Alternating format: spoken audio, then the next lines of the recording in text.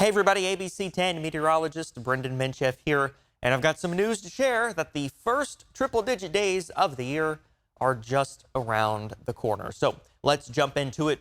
Hottest day we've had so far was the end of May. May 31st made it to 97 degrees. Prior to that, it was 95 degrees on May 11th, but we've made it into the 90s in May, and we've been there several times now, and so the top 5 hottest temperatures we've all had are in those 90s. Now, like I said, first triple-digit days of the year are on the way, so we're going to add some new dates to that ranking.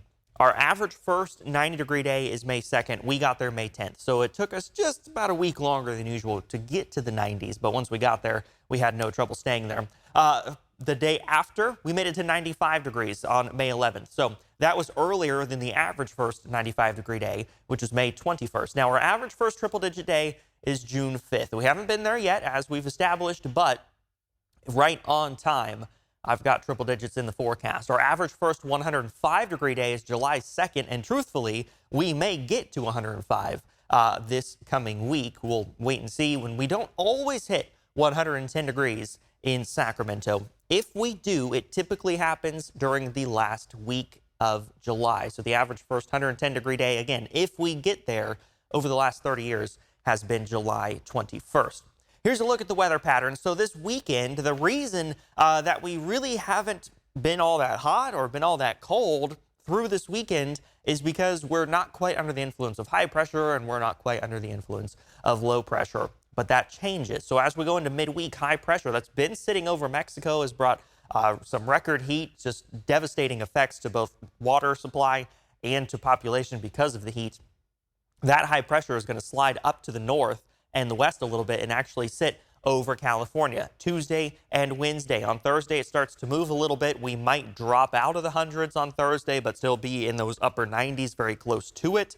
And then that high pressure will move out beyond that. So Friday, Saturday, Sunday, that high pressure moves. Now, this particular model, the GFS, the American model, is showing this low pressure dropping in behind it, which would bring us cooler temperatures, but this is kind of unique to the American model. The European model doesn't quite look like this, and while there will be a cool down, we won't be in the triple digits likely headed into next weekend.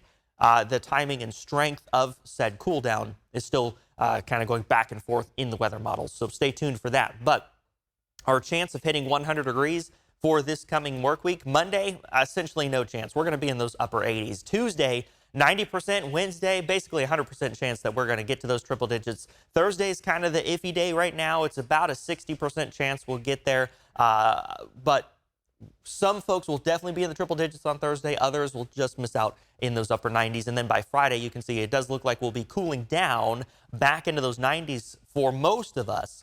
But again, the timing and strength of that cool down still being worked out. An excessive heat watch goes into effect Tuesday morning. This is valley-wide. You can see everywhere in the dark red here. Valley-wide excessive heat watch begins Tuesday morning and continues until Thursday. So Tuesday, Wednesday, and Thursday, we'll be watching for excessive heat in the valley. What does that mean? It means triple digits. Look at this. The departure from normal for Tuesday, plus 16 degrees. For Wednesday, plus 19 degrees. Thursday, plus 13. Friday, plus 12 degrees. So certainly a big change is on the way in terms of the weather pattern. 102 degrees, the forecast high for Tuesday. 105, the forecast high for Wednesday. And then Thursday, I've got 99 right now for the Sacramento area. So certainly some areas of the Sacramento Valley likely hit 100 degrees. Some areas closer to the Delta that get a little bit more of that Delta influence, even though we won't have a particularly strong Delta breeze for the coming work week. We'll stay in those upper 90s, but the difference between 99 and 100 is just semantics, right? It's one extra number on the 10-day forecast. As we look at the heat risk for this coming week, Monday, 87 degrees, minor heat risk, really not all that concerning. But Tuesday and Wednesday, 102 degrees, 105 degrees, major heat risk for both days. Thursday, the valley's kind of split between moderate and major with highs in those upper 90s and low triple digits. Friday, high temperature about 96. We'll still be looking at that moderate heat risk. This is what the map looks like for Wednesday. Again, Delta areas get a little bit of that cooler influence, right? That cool water. Even if the breeze is not particularly strong, just a little bit of that Delta breeze through the Delta can really make a big difference. But that is oftentimes confined to the Delta, and we don't really see that overspread much of the San Joaquin or Sacramento Valley. So again, the map for Wednesday shows major heat risk for most of the valley and foothills, it should be said. Now, this level of heat affects anyone without effective cooling and or adequate hydration. So that means you really got to take heat safety into account for the middle part of this week. If you're going to spend more than just a few minutes outside, certainly if you're working outside for even more than half your day, you have to be prepared.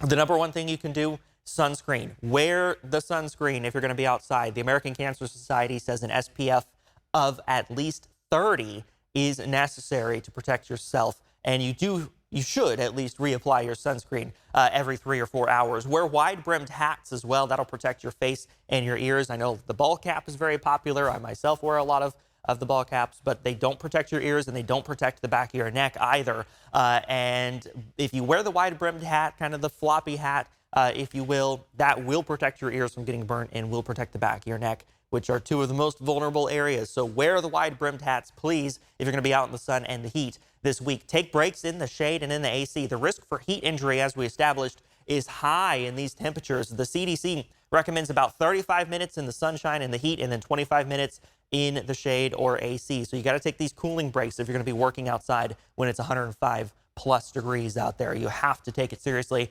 And this one's pretty easy to do as well. Just stay hydrated. Drink lots of water before, during, and after spending time in the heat. The CDC recommends about 1 cup of water every 20 minutes. It's better to drink spaced out instead of all at once, so that you can actually use that water instead of that excess water just kind of running through your system. One of the other things you can do is avoid the energy drinks and the alcohol. A cup of coffee, a cup of tea, the caffeine in there is not going to impact your hydration at all. But the kind of excessive caffeine, if you will, in some of these energy drinks can make you very dehydrated. It can also make your heart beat harder, work harder. And when your heart is already working harder and then you go work in the sun at 105-degree temperatures, that can make you more prone to both heat exhaustion and heat stroke. Alcohol dehydrates you anytime, not just in the heat. But it's not just hot for you out there, it's hot for the pets as well. When the air temperature is 95 degrees, which we will easily be warmer than this week, the concrete temperature can be 140 degrees and the asphalt temperature can be 155 degrees. So keep your pets' paws, please, off of asphalt and concrete. Walk them on the grass. Make sure they stay on the grass, because all it can take is just a few seconds on the asphalt or the concrete, and they can burn their little paw pads or their toe beans, if you will.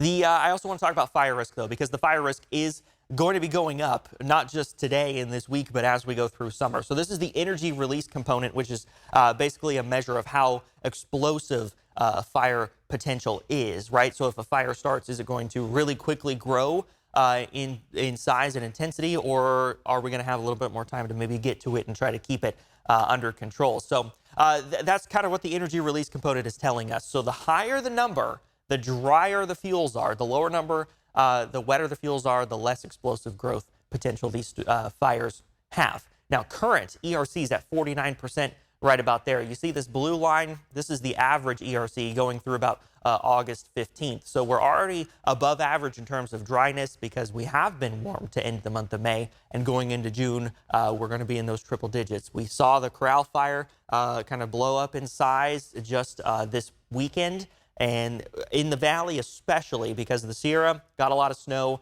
got a lot of rain, things are still fairly wet up there. But in the valley, the grasses dry quickly, much quicker than the trees do, than hardwood does up in the Sierra. That's why the Sierra fire season usually starts a little later, because all it takes is a couple weeks or 3 weeks or so of dry, warm weather, and that grass dries out and becomes prone to catching fire, which honestly we've already started to see in the valley, again, with the Corral fire. So fire potential, something we're definitely going to be watching closely as well, especially in the valley because of the grass. The Sierra is in better shape because it takes longer for things to dry out, but the valley is the area of concern right now. So always good to have your go bag packed and ready just in case. And the 5 Ps are what you should remember when packing a go bag. The first one is people. Every person in your household should have their own go bag. So if you, your significant other, your kids, everybody in the house needs to have their own bag. Pets is related to this. Number 2, at least one bag for pets alone, right? If you have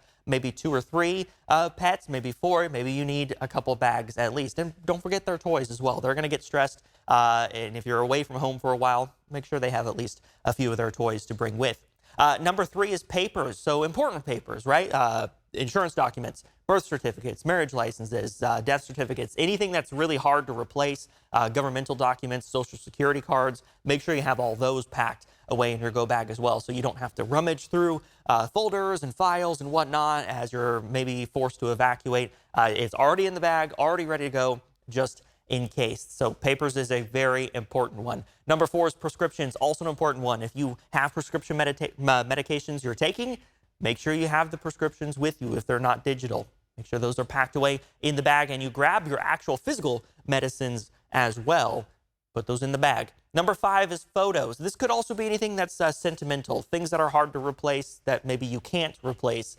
Photos could be one of them, right? Non-digital photos, like physical photos. It could be little knickknacks, little trinkets. The important thing is, even if it's sentimental, make sure it doesn't impact your ability to grab the bag and go. If it's going to make your bag exceptionally heavy, or it's something you have to lug to the car or takes up a lot of space, maybe you got to consider that.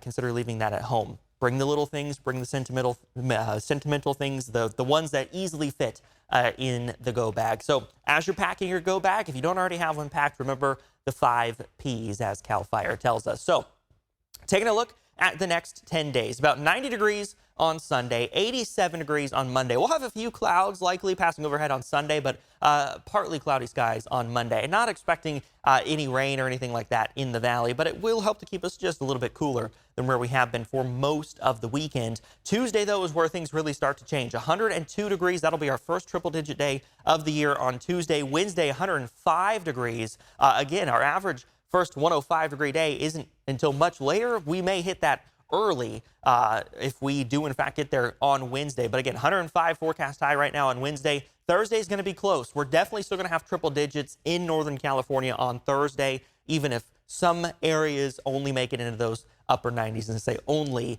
as if 99 is significantly cooler than 100. Friday, 96 degrees. You can see this heat stays with us. It is a slow cool down. Likely, I'm thinking by the time we get to Saturday, Sunday, we'll be in those upper 80s, low 90s range, but it does depend on the overall pattern setup and where we go from here. Beyond that, it does look like the 90s stick around. I'm not seeing any more triple digits per se in the 10 to 14 day range, at least no widespread triple digit days, but this is our first heat wave of the year, so it's important to take it seriously and take your heat precautions. Thanks for watching.